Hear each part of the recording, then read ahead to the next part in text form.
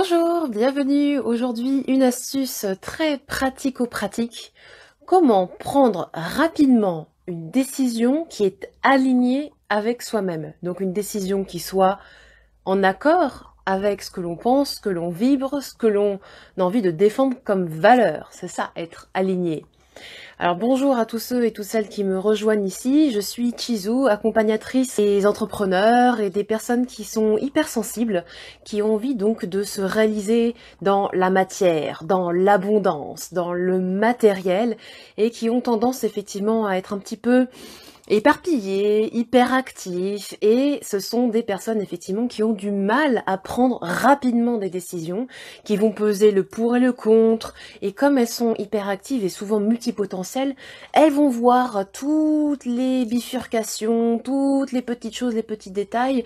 Ce sont des personnes qui sont tendance à être perfectionnistes aussi, et donc qui finalement vont arriver au bout de plusieurs jours à ne pas pouvoir poser une décision. Et j'étais comme ça il y a longtemps et je me suis rendu compte que c'était un bon problème, entre guillemets, qui était dû au fait que vous vivez actuellement dans l'abondance de choix. Bien oui, parce que si vous n'aviez pas vraiment le choix et que vous étiez dans la vraie survie, vous n'auriez pas le temps de vous poser toutes ces questions. Vous feriez la moins mauvaise chose pour vous et pour votre famille et vous ne vous poseriez pas autant de questions. Donc, c'est un bon problème et donc vous êtes actuellement dans l'abondance. Et là, je sais, c'est provoque parce que vous allez me dire, bah oui, mais non, actuellement, je suis pas du tout dans l'abondance matérielle, qu'est-ce que tu me racontes?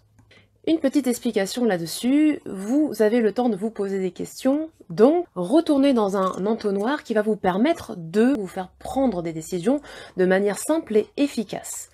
Comment est-ce que l'on sait que les choses sont alignées avec nous-mêmes? Déjà, on a des milliers de critères et on veut absolument que lorsque l'on prenne une décision, ça soit aligné avec tous nos critères. Qu'est-ce que je fais? Est-ce qu'il faut que je privilégie ci, ça? Et là, vous rentrez dans plein de paramètres. Donc, que ça soit du cartable ou à l'objet technologique ou à la formation personnelle, au coaching, tout ça, pour moi, c'est la même chose. Déjà, une astuce, lorsque vous allez prendre votre décision, descendez à seulement 3 critères prioritaires. Par exemple, est-ce qu'il faut que ça soit esthétique? Est-ce qu'il faut que ça soit pratique? Est-ce qu'il faut que ça soit pas cher? Voilà. Exemple. Trouvez 3 critères sur lesquels vous allez baser votre décision. Pour pouvoir descendre finalement à 2 choix, et uniquement 2 choix. Pourquoi? Parce que vous allez pouvoir faire plus facilement le pour et le contre, et ça va vous faire prendre des décisions beaucoup plus rapidement. Maintenant, vous êtes descendu à 2 choix. Alors, vous allez me dire, bon, bah, est-ce que je fais ceci, cela? Est-ce que... Moi, j'ai mis 6 mois, par exemple, l'année dernière, pour choisir ma coach en affaires. Parce que je ne savais pas si je voulais vraiment un homme qui avait une énergie très A plus B égale C, etc. Et donc, il y avait toute la partie stratégique et technique qu'il me semblait je recherchais. Ou est-ce que je prenais une énergie qui était équilibrée entre le féminin et le masculin et qui allait me porter suffisamment dans mes émotions et me faire progresser. Je m'étais arrêtée sur 2 choix. Et j'ai regardé comment ces 2 personnes communiquaient et si finalement elles communiquaient avec mon alignement du moment, ce qui moi pêchait dans le moment, et ce qui pêchait c'était l'émotionnel. Ce qui pêchait c'était la remise en question, et donc c'était le critère numéro 1. Et c'est pour ça que c'est la deuxième suggestion que je vous fais, trouver la priorité. Quel est le critère number 1 du moment pour vous? Et moi, c'était ma gestion émotionnelle et le fait de savoir réellement ce que je voulais faire. Parce que pour ceux ou celles qui ne me connaissent pas, j'étais nutritionniste avant. Depuis 2014, j'étais nutritionniste et j'ai eu besoin de me renouveler complètement parce que c'était plus aligné avec ce pourquoi je sentais que j'étais faite. Et donc, il fallait travailler sur le critère number 1, qui était donc mon émotionnel, mon autorisation à être dans ma pleine authenticité, pleinement qui j'étais. Voilà. Et donc, c'est pas un hasard si je fais exactement la même chose avec vous. Trouvez le critère qui est prioritaire dans tout cela. Et voyez, est-ce que déjà avec ce critère-là, finalement entre choix A et choix B, ça se différencie pas tout de suite. Moi, ça a été direct, donc je me suis lancée hors norme, qui m'a complètement transformée, et c'est le meilleur investissement de ma vie. J'en ferai d'autres. Critère numéro 3. Alors, vous êtes arrivé à tout ça, priorité nanana, mais le A, le B, c'est pas encore optimal, vous savez pas encore quoi choisir. Eh bien, on va faire une étude de risque. Avec le choix A et le choix B, alors vous allez me dire pour un cartable c'est un peu con-con, mais bon, vous avez peut-être déjà choisi avant. Mais pour des gros trucs, hein, des trucs qui vous titillent, ça vous serre le cœur, etc. Pour le choix suivant, on va parler en termes de risque. Dans le cas A et le cas B. Au pire, qu'est-ce qui peut se passer? Vous choisissez, vous regardez ces deux trucs-là et vous vous dites, si je choisis le A, au pire, qu'est-ce qui peut se passer? Si je choisis le cas B, au pire, qu'est-ce qui peut se passer? Et ça, déjà, ça va vous faire prendre du recul, ça va vous permettre de relativiser. Parce que, par exemple, la décision, c'est, est-ce que je lance mon activité de thérapeute? Est-ce que finalement, je vais dans cet axe-là? Est-ce que finalement, je réévalue mes prix dans mon activité? Au pire, qu'est-ce qui peut se passer? Et posez-vous la question inverse. Au pire, qu'est-ce qui va se passer si je ne choisis pas le cas A? Je choisis de me reconvertir complètement. Cas personnel, ok? Et deuxième question, au pire, qu'est-ce qui va se passer si je ne fais pas ça? Choix B, pareil. Au pire, qu'est-ce qui va se passer si je choisis le choix B? Au pire, qu'est-ce qui va se passer si je ne fais pas le choix B?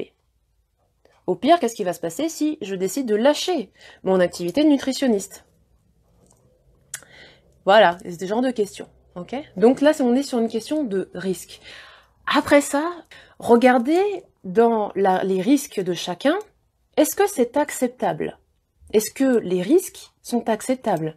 Il y a peut-être des risques que vous n'avez pas du tout, acceptés. Parce que, bah voilà, vous allez devoir prendre un prêt pour pouvoir vous payer telle formation de coaching, et donc ça va mettre en péril votre famille sur la corde raide, etc. Et donc du coup, c'est pas acceptable.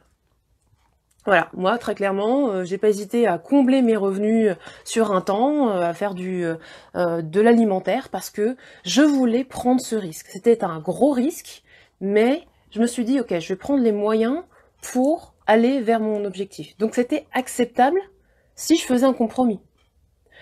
L'autre était pas acceptable. Donc voilà. Est-ce que le risque en vaut la chandelle en fait? Oui, non. Et paf, ça aussi ça va vous faire prendre une décision. Et la toute dernière étape, mais qui va pour finalement toutes ces étapes précédentes, c'est relativiser. Est-ce que le choix que vous faites maintenant, finalement, vous ne pouvez pas le réévaluer plus tard? Alors quand je parle de choix, on est d'accord qu'on est sur le choix A ou le choix B. Le fait de ne pas prendre de décision est également un choix, mais pour moi n'est pas un bon choix. Pourquoi? Parce que souvent, c'est qu'on a mis les choses sous cloche et qu'on s'est mis des œillères.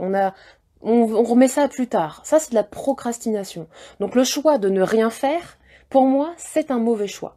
Sauf s'il est pris en toute conscience. C'est-à-dire que c'est pas le moment pour le choix A, c'est pas le moment pour le choix B, c'est le moment de patienter pour un peu plus tard. Parce que ça, c'est aligné avec vous. Il est possible que de rien faire soit aligné avec vous. Mais dans ces cas-là, il ne faut pas se plaindre après. Voilà. Vous faites vos choix, vous faites le choix de ne pas faire, il faut assumer ensuite. Pas de problème. Donc voilà, relativisez. Par exemple, vous choisissez le cas A et vous dites bon, bah c'est la moins mauvaise solution, c'est pas l'idéal, c'est pas le 100% de la bonne décision, mais ça va quand même bien me mettre le pied à l'étrier, ça va quand même bien débroussailler l'affaire, et donc ça va me faire progresser sur mon projet, progresser sur mon chemin personnel, progresser au niveau, je sais pas, familial. Ça va faire progresser, donc c'est le moins mauvais choix pour lequel je peux opter actuellement, et je réévaluerai ces choix-là dans 3 mois, 6 mois, 1 an, s'il faut. Voilà. Et là, vous avez aussi pris une décision qui est alignée avec vous parce que vous vous êtes écouté et que vous avez intégré que vous étiez quelqu'un qui pouvait évoluer. Donc, vous pouvez aussi prendre des décisions évolutives que vous allez pouvoir tester. Donc peut-être que c'est plus facile avec de la technologie que avec l'achat d'une maison, je conçois, mais voilà, relativisez toujours sur votre prise de choix en vous disant que au fur et à mesure, d'autres opportunités se présenteront pour améliorer votre choix de base. Et ça vous permettra de prendre des décisions beaucoup plus rapidement, alignées avec vous et pas avec l'avis des autres, en pleine conscience et sans procrastiner. Voilà. J'espère que ça vous aura plu comme astuce prise de décision. Laissez-moi en commentaire vos avis. Et si vous voulez aller dans le plus intrinsèque, le savoir vraiment vibratoirement comment prendre une décision, suivre votre instinct, votre intuition, la guidance, pour aller dans des domaines un peu plus subtils, eh bien, laissez tomber ce mental. Vous avez fait ce travail-là, vous pouvez aussi vous fier à votre corps. Comment savoir lire son corps, comment savoir écouter son corps, qu'on a souvent le mental et le corps qui est à l'opposé, eh bien je mets un lien en description de cette vidéo. Vous cliquez pour savoir comment écouter son corps pour prendre des décisions plus alignées et vous recevrez tout de suite une vidéo qui va vous expliquer ça, qui va vous plonger dedans pour prendre des décisions alignées tout le temps jusqu'à la fin de votre vie. N'hésitez pas à me laisser votre avis, à liker et partager cette vidéo si vous sentez que ça peut aider des personnes autour de vous, tout simplement. Voilà, je vous dis à bientôt pour une astuce business connectée. Ciao, ciao!